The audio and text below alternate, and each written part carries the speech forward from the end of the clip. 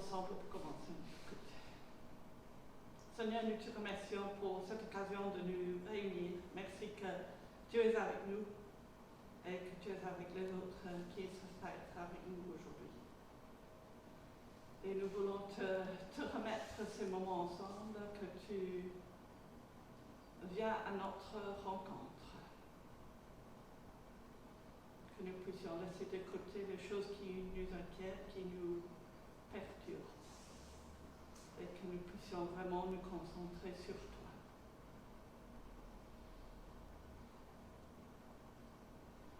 Amen. Amen. On va commencer avec le chant « Soyez joyeux ».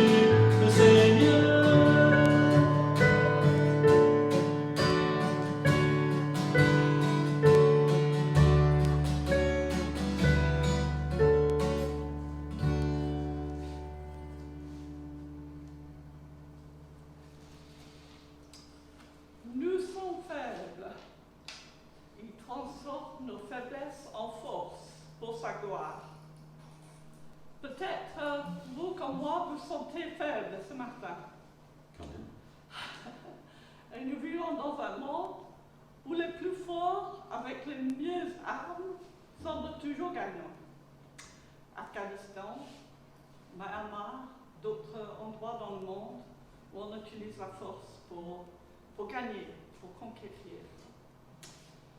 Mais ce matin, nous recevons un rappel dans Jean 18, que Dieu ne fonctionne pas ainsi. Déjà, le fait qu'il est venu comme un petit bébé, qu'il est entré à Jérusalem sur un âne, c'est pas sa façon de fonctionner. Ce matin, nous pouvons apporter le louange à Dieu dans notre faiblesse. Je reviens au cœur. Centrons notre louange sur lui ce matin, et pas sur les forces du monde.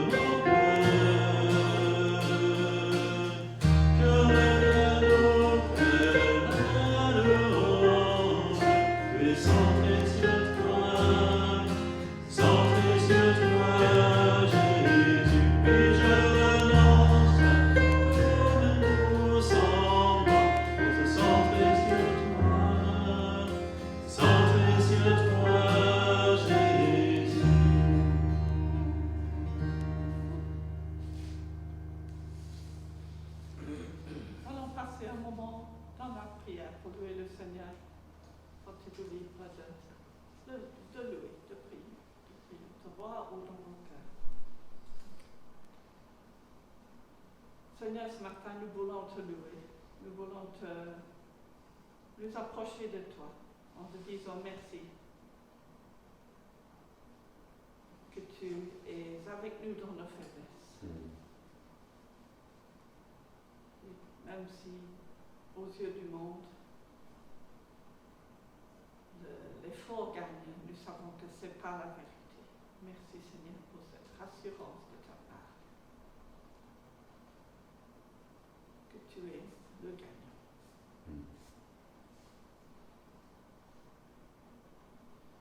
Et que dans notre faiblesse, nous sommes forts avec toi. Amen. Amen.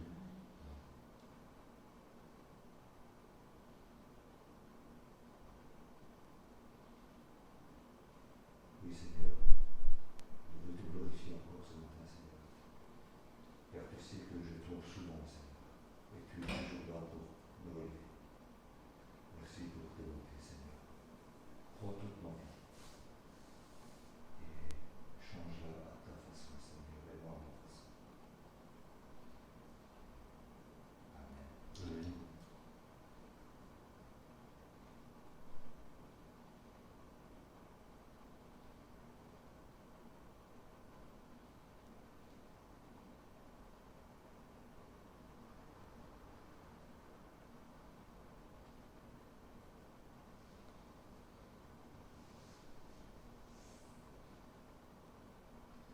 Seigneur, dans les situations où tu as l'air d'être en train de foirer, nous affirmons que tu es souverain.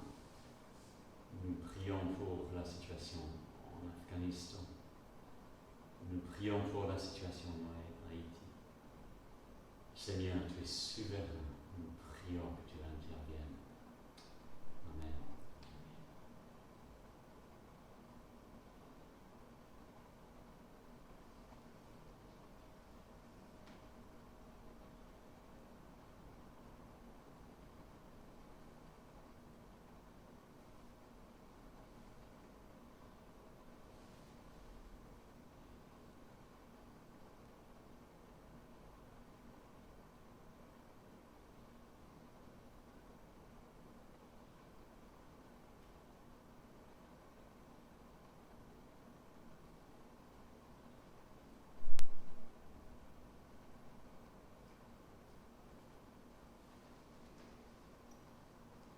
Seigneur, nous voulons te remercier que tu es venu dans ce monde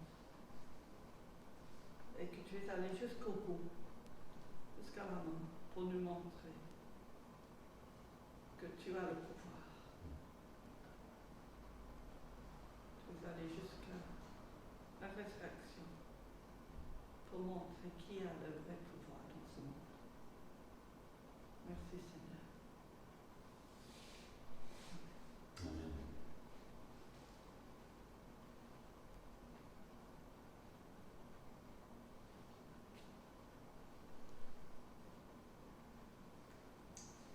On va lire ensemble en 2 Corinthiens, chapitre 12.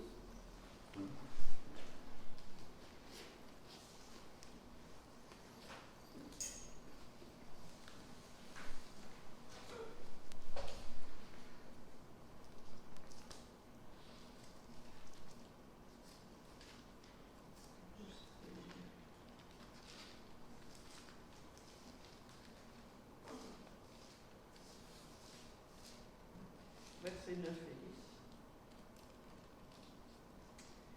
Après, Paul a parlé de toutes les choses pour lesquelles il pouvait vanter dans ce monde. Il dit ceci. Ma grâce te suffit. Pardon.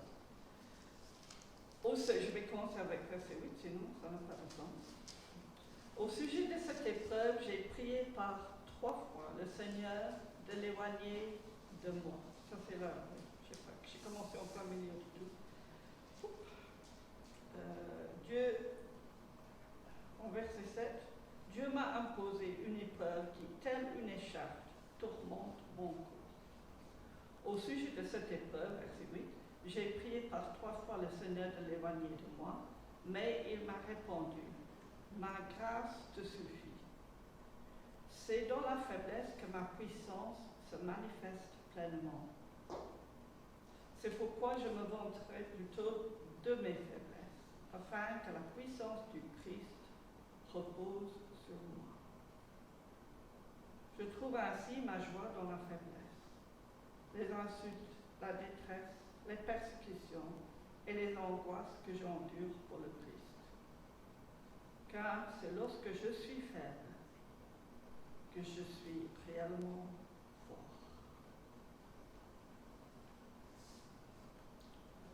Dieu est la source de notre force, notre rocher.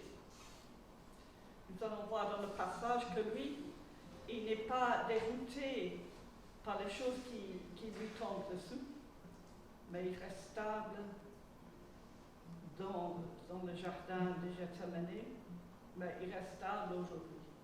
Rien ne le surprend. Elle reste notre rocher. Jésus est le rocher de ma vie. Il est la vie de ma vie. Et c'est lui qui est la vraie force, la force de ma vie.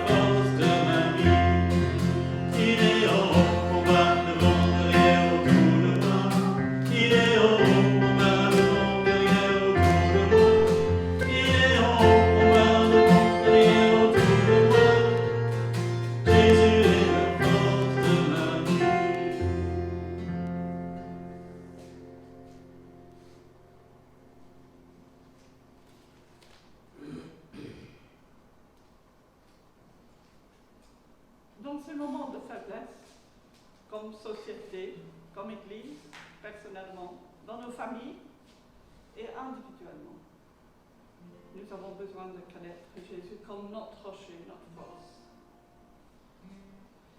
Merci Seigneur, qu'en toi, nous pouvons dire « Je suis fort ».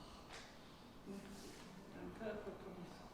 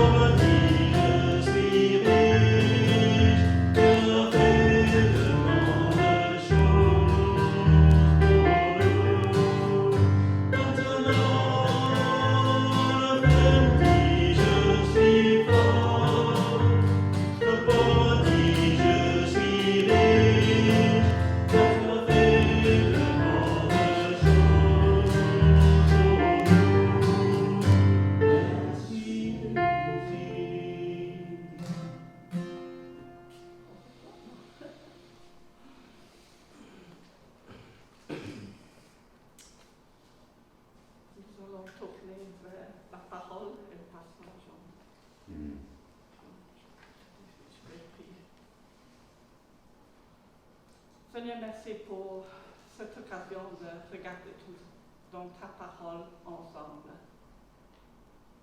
Nous te prions, Seigneur, que tu puisses nous parler, que tu puisses nous ouvrir les yeux ce matin. Que ce moment passé avec toi puisse nous aider, nous changer, nous transformer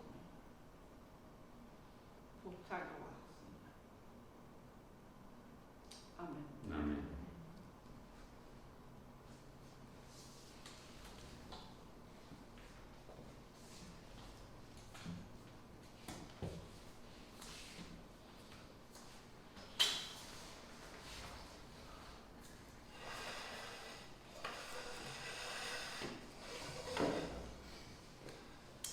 Nous voilà, Jean chapitre 18, l'évangile de Jean chapitre 18.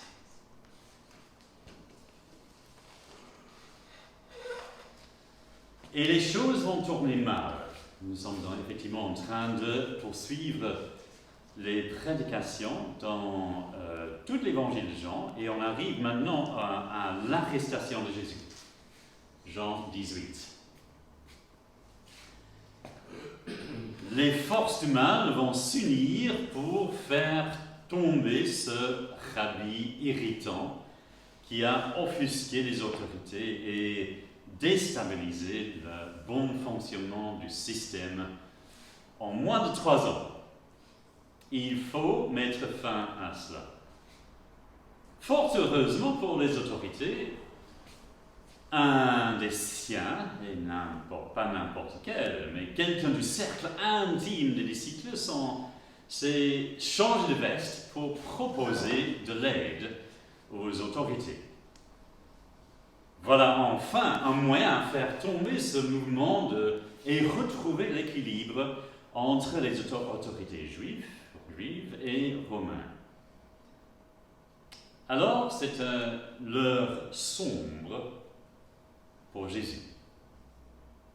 Rappelons bien loin maintenant, chapitre 13, que Judas a accepté le morceau de pain pendant le repas. C'était la Sainte Seine, première Sainte Seine. Et Jean fait un commentaire par rapport à Judas. Il dit, dès que Judas eut pris le morceau de pain, il se hâta de sortir.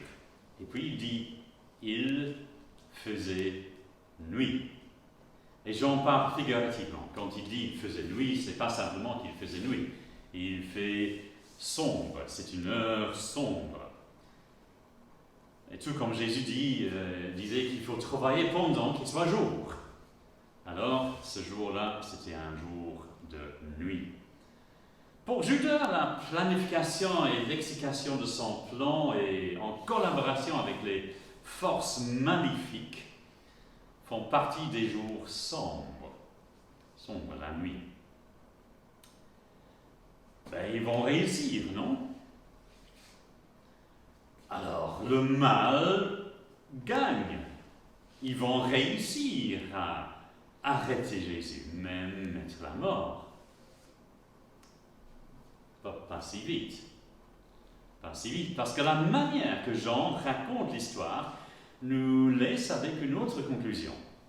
Si on voit la manière, souvent c'est dans la manière que Jean raconte.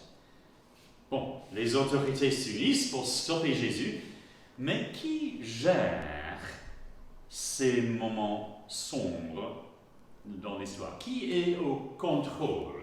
C'est qui est en train de mener la barque? Je ne sais pas si vous aurez peut-être un jour demandé voir le responsable d'un service.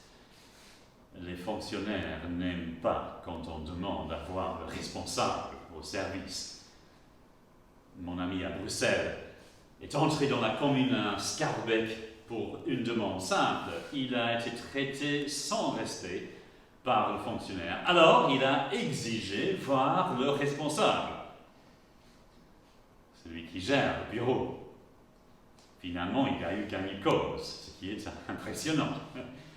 Mais voilà, qui gère, qui est responsable du bureau, qui est celui qui a le pouvoir? On va lire le chapitre, ou bien les 12-14 premiers versets, et on va poser cette question-là. Qui est au contrôle? Qui gère dans la situation où Jésus, effectivement, est arrêté? Chapitre 18. Après avoir ainsi parlé, Jésus s'en alla avec ses disciples et traversait le torrent du Cédron. Il y avait là un jardin où il entra avec eux. Or, Judas, qui le trahissait, connaissait bien cet endroit, car Jésus s'y était souvent rendu avec ses disciples. Il prit donc la tête d'une troupe de soldats et de gardes fournis par les chefs des prêtres et les pharisiens, et il arriva dans ce jardin. Ces hommes étaient munis de lanternes, de torches et d'armes. Jésus, qui savait tout ce qu'il allait lui arriver, avança vers eux et lui demanda « Qui cherchez-vous » Ils lui répondirent « Jésus de Nazareth. »« Je suis Jésus, leur dit-il. Au milieu d'eux se tenait Judas, celui qui le trahissait. Au moment même où Jésus leur dit « Je suis Jésus », ils eurent un mouvement de recul et tombèrent par terre. Une seconde fois, il leur demanda « Qui cherchez-vous » ? « Jésus de Nazareth, répétèrent-ils. Je vous ai dit que je suis Jésus, reprit-il. Puisque c'est moi que vous venez chercher, laissez partir les autres. Ainsi s'accomplit cette parole qu'il avait prononcée peu avant. Je n'ai perdu aucun de ceux que tu m'as donnés. Simon-Pierre, qui avait une épée, le dégagna et lui donna un coup au serviteur du grand prêtre et lui coupa l'oreille droite. Ce serviteur s'appelait Malchus. Jésus dit à Pierre, remets ton épée au four. Ne dois-je pas boire la coupe du jugement que le Père m'a destiné? Alors la cohorte, son commandant et les gardes des Juifs s'emparèrent de Jésus, le conduisirent enchaîné tout d'abord chez Anne, le beau-père de Caïphe, qui était le grand prêtre en exercice cette année-là. Caïphe, c'est celui qui avait suggéré aux Juifs qu'il valait mieux qu'un seul homme meure pour le peuple. Jusque-là. Alors, est-ce qu'il y a un rapport de force qui joue ici? Imaginons comment Judas pourrait raisonner. On ne sait pas entrer dans sa tête, mais imaginons juste un instant comment il aurait pu raisonner. Il a marre d'attendre que Jésus remporte la victoire contre les Romains. Ça fait des années qu'on attend et visiblement, il ne procède pas comme il faut. Peut-être.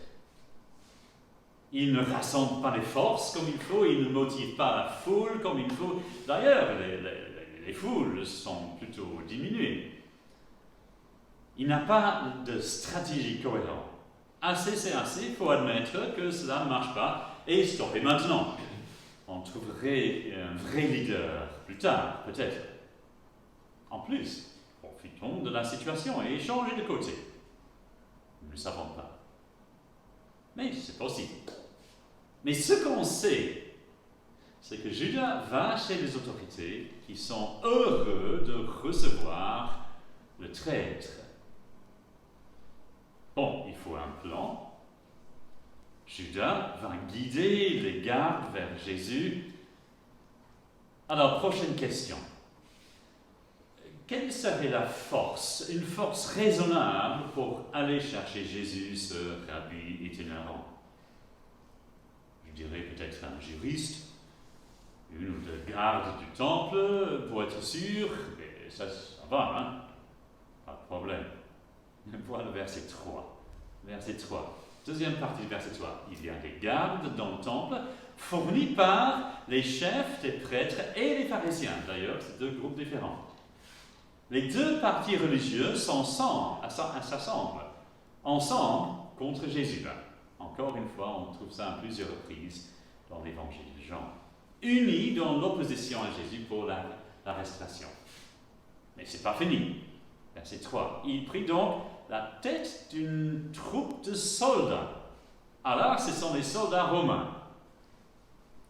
Voyons, quelle drôle de collaboration.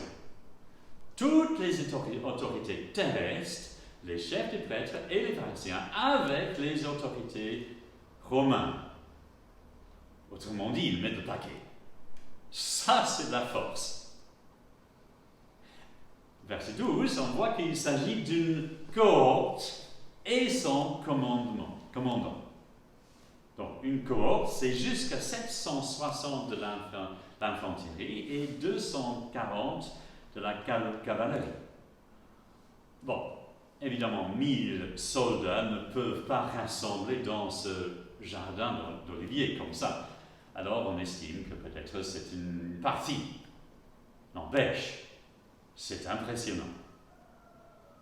On doit avoir une section, mais le commandant même, un homme assez important, est avec eux. Et Jean insiste aussi qu'ils sont équipés de torches et d'armes. Bon, voyons, c'est un peu ridicule. Il y a ces énormes troupeaux bien armés contre ce petit rabbin qui voyage.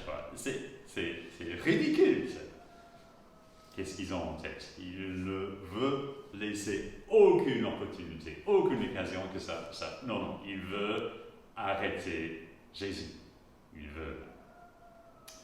Effrayant. Satan s'en sert de Judas et toutes les autorités pour mobiliser une force largement disproportionnée pour arrêter un seul homme entouré de ses disciples, armé d'un canif, je vais dire comme ça, une petite épée. Il serait un peu impulsif dans les circonstances d'utiliser l'arme, le canif d'ailleurs, mais Pierre, il est impulsif. Hein? Et Jésus reprend Pierre tout de suite, verset 11. Alors qui gère? Qui est au contrôle dans la situation comme ça? C'est Jésus qui prend l'initiative. Il veut les aider. Avec d'abord un contrôle d'identité. Carte d'identité. C'est important de contrôler l'identité avant d'arrêter quelqu'un, n'est-ce pas? Voilà, Jésus va les aider. Verset 4. Jésus qui savait tout ce qui allait lui arriver, s'avança vers eux et lui demanda « Qui cherchez-vous » Mais c'est justement la question qu'il faut poser. Hein? Mais voyons, à travers tout l'Évangile, nous avons posé 3 questions. Rappelons, on a posé 3 questions. Qui est ce Jésus? Qui est-il? Pourquoi est-ce qu'il est venu? Et 3e question, quelle devrait être ma réponse? Et à travers l'Évangile, on a posé ces 3 questions. Les questions arrivent régulièrement. Ici, Jésus remet sur terrain, question numéro 1, son identité.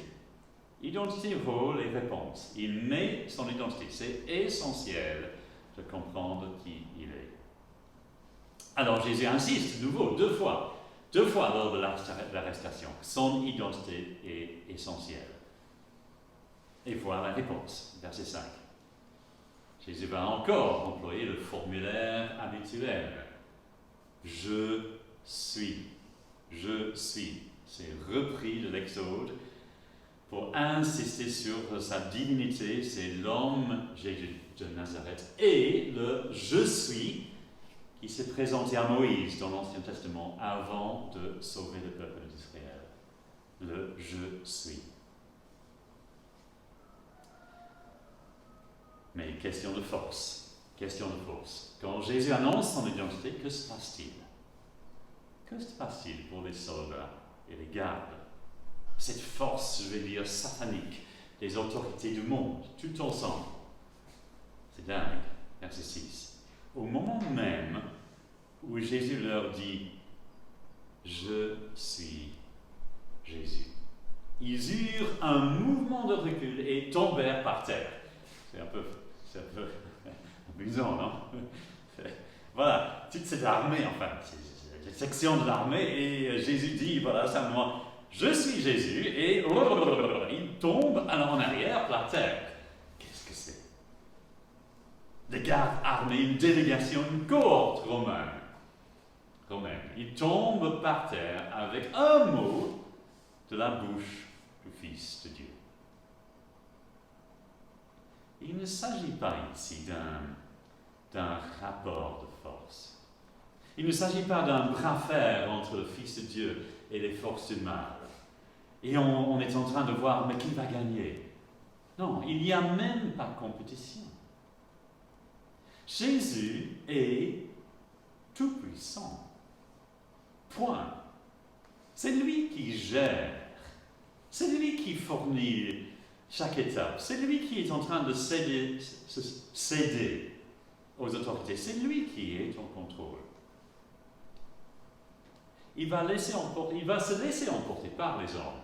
Il va à sa mort et c'est lui qui gère. C'est pour cela qu'il est venu. Sa préoccupation n'est pas de gagner la bataille. La bataille est déjà gagnée. Il n'y a pas de bataille, c'est fini. Et même le moment de son arrestation, face aux soldats menaçants, il gère la situation. Jésus est le Tout-Puissant. Jésus est le co-auteur de l'ordre de la création, fondateur de l'univers et des cieux. Jésus est souverain, le roi des rois. Toutes les puissances combinées du monde ne sont pas suffisantes, même un instant, à dévier Jésus de sa course. Jésus est l'alpha et l'oméga, le directeur de directeurs. Il gère et nul ne peut l'obstruer son plan. Jésus a gagné sans effort. Il n'y a même pas de compétition. C'est beau. Même s'il va à sa mort, en toute faiblesse, il est le Tout-Puissant. On peut louer le Seigneur, on peut remercier le Seigneur, louer le Seigneur pour qui il est, le Tout-Puissant. Mais comment est-ce que ça me concerne ce matin, ici, à Binche, le dimanche matin? Comment est-ce que ça va changer ma vie? Je vais louer mon Seigneur, oui. Et je pense qu'il y a quelque chose de personnel pour nous dans ce passage. Je pense qu'il faut considérer si je fais partie de son équipe, si on veut dire comme ça. Est-ce que je fais partie? Comment connaître la puissance de Jésus, Fils de Dieu? Comment nous assurons-nous que nous faisons partie de son équipe qui je vais dire bêtement, l'équipe qui gagne? Au JO, la Belgique a gagné 7 médailles, 3 or, 1 argent et 3 bronzes. Pas mal, je pense, pour une population de 11,6 millions. Et c'est une joie de faire partie d'une équipe qui gagne. Nous étions à l'aéroport en revenant de l'Irlande du Nord, quand il y avait quelques sportifs qui, tout en costume d'ailleurs, qui revenaient à l'aéroport. C'était beau. Quand il s'agit de la vie, c'est d'autant plus important. Mais voyons dans ce passage, c'est intriguant. Jésus n'est pas en train de dire, tiens, ce qui me préoccupe, c'est de sauver ma vie. Non. Ce qui occupe Jésus, c'est bien dans le passage aussi. Voyons verset 8. Puisque c'est moi que vous venez chercher, laissez partir les autres. Ainsi s'accomplit cette parole qu'il avait prononcée peu avant. Je n'ai perdu aucun de ceux que tu m'as donnés. Donc il veut, voilà, il veut être arrêté. Mais il veut aussi que les autres ne sont pas arrêtés. Laissez partir les autres. C'est Jésus qui gère et Jésus qui est préoccupé par les autres. Sa préoccupation est le salut et la sécurité éternelle de ses disciples. À la fois, il va vers sa mort, mais en même temps, il veut épargner les disciples. Sa mort est essentielle, comme Caïphe nous a rappelé. Jean aime bien retrouver cette phrase de grand prêtre Caïphe, qui valait mieux qu'un seul homme meure pour le peuple. Il dit plus qu'il pensait. C'était en chapitre, je ne sais plus. Voyez, apparemment, verset 14 ici. Ce n'est pas le rôle des disciples de mourir. Ils vont bénéficier de la mort de Jésus, tout comme nous. Verset 9. Je n'ai perdu aucun de ceux que tu m'as donnés, nous inclus. Et que se passe-t-il à sa mort? Comment est-ce que sa mort peut nous sauver? Verset 11. Il insiste que sa mort est le moment qu'il doit boire la coupe que le Père lui avait donnée à boire. Boire la coupe. Françoise n'aime pas boire du lait. Elle déteste boire du lait. Je pense que ce serait chouette de faire une expérience ici. C'est un peu trop. Toute sa vie, elle déteste boire le lait. Enfin, elle ne fait pas. Or, à l'école primaire, le gouvernement anglais avait la bonne idée de donner un verre de lait chaque jour à chaque enfant, l'école primaire. Une bouteille. Merci, d'accord. Tu vois, ça reste en mémoire. Hein? Oui. Mais c'était la nouvelle solution magique peut-être pour la santé du Royaume-Uni d'un gouvernement qui a réfléchi depuis. Mais, soit. Françoise a toujours des cauchemars maintenant d'être assis devant cette bouteille de lait. Comment est-ce qu'elle a pu boire ça? Et chaque jour aussi. On ne savait pas, jusqu'à récemment quand même. Elle garde un peu les amis depuis longue date, c'est un peu Françoise. Et donc on a une amie qui s'appelle Hélène, qui a dévoilé un peu ce qui se passait pendant que Françoise était face à sa bouteille de lait. C'était effectivement Hélène qui buvait à sa place. C'est beau, hein? Ainsi, Hélène a pu sauver Françoise de ce cauchemar chaque jour. Bon, faisons pas l'expérience, d'accord? En quelque sorte, elle a sauvé Françoise. Pas grand-chose. Enfin, si, imagine que pour un enfant qui n'est pas boire de lait, c'est grave.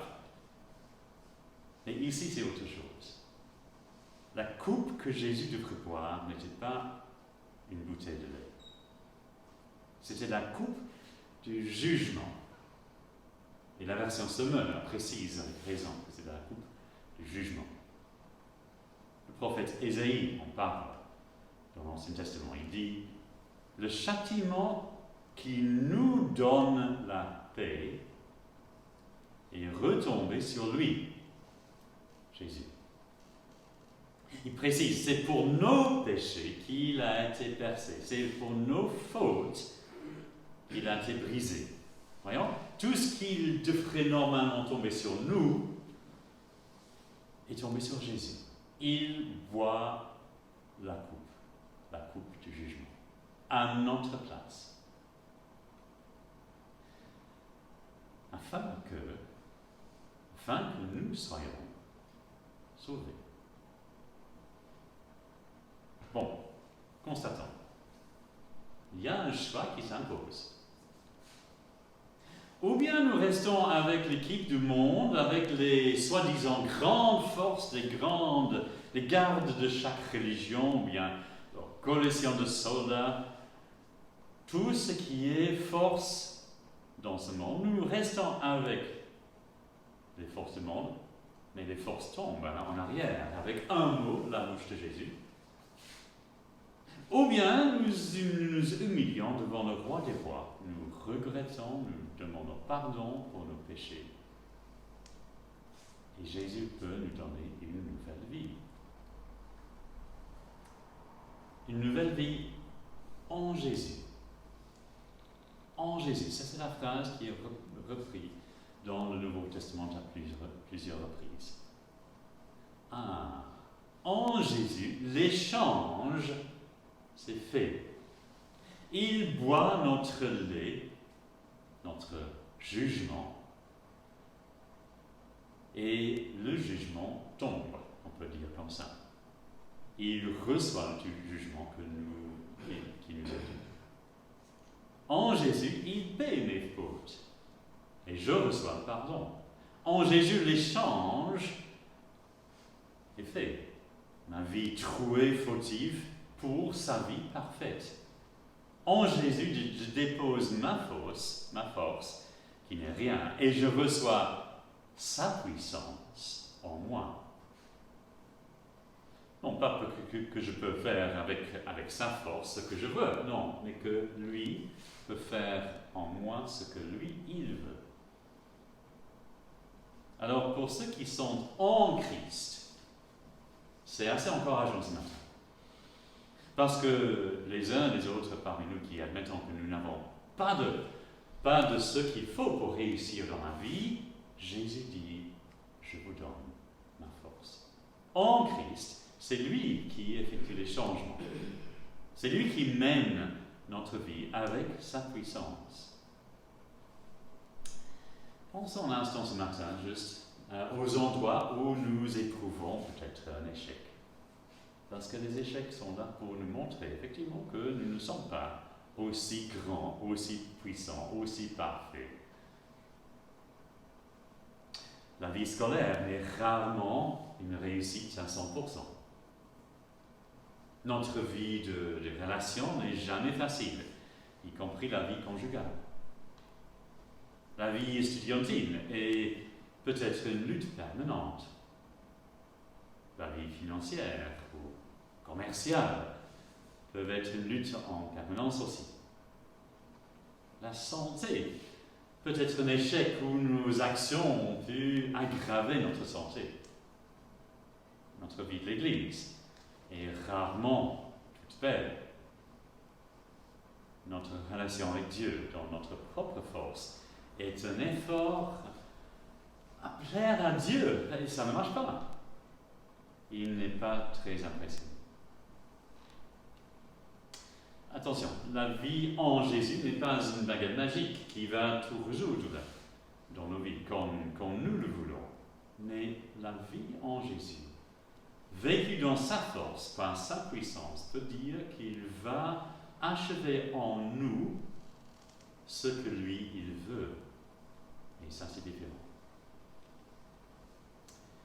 Il peut même avoir un sens, la souffrance. Donc, je propose de prier maintenant. Prions de céder notre vie à Jésus-Christ. Et par sa mort à la croix, il nous procure la vie, sa nouvelle vie, par son esprit qui vient en nous, tout comme nous sommes en lui. Nous partageons avec lui la gloire, la victoire et la souveraineté. Mais en lui et pas par nos propres forces. Prions.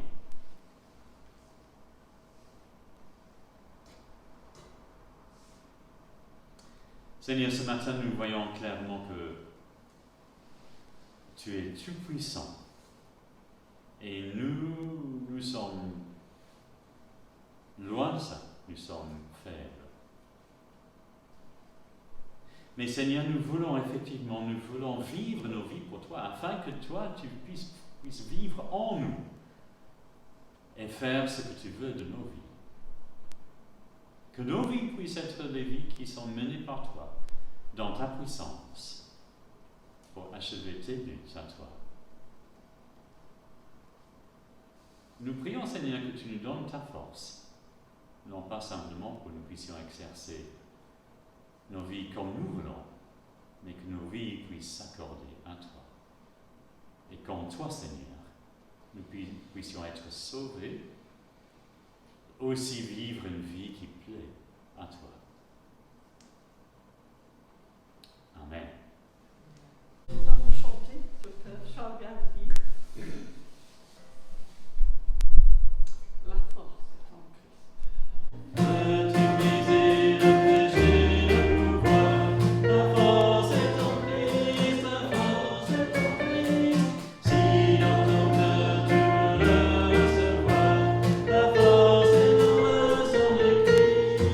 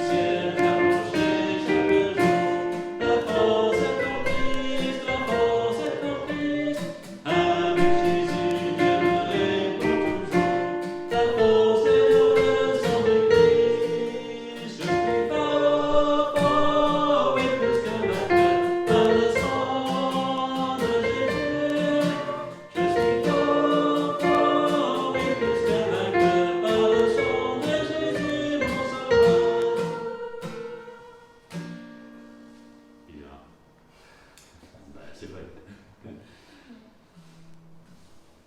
Prions ensemble.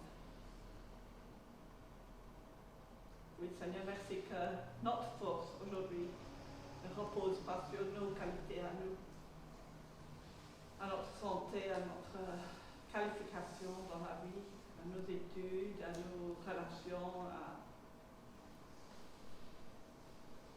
nos finances. Merci Seigneur que la force, la vraie force est en toi et que nous pouvons compter sur toi pour tout.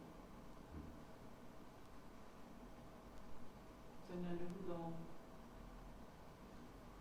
nous assurer que nous sommes dans ton équipe. Si quelqu'un aujourd'hui n'est pas sûr de ça, je te prie Seigneur que tu leur donnes le courage de faire cette étape, de se mettre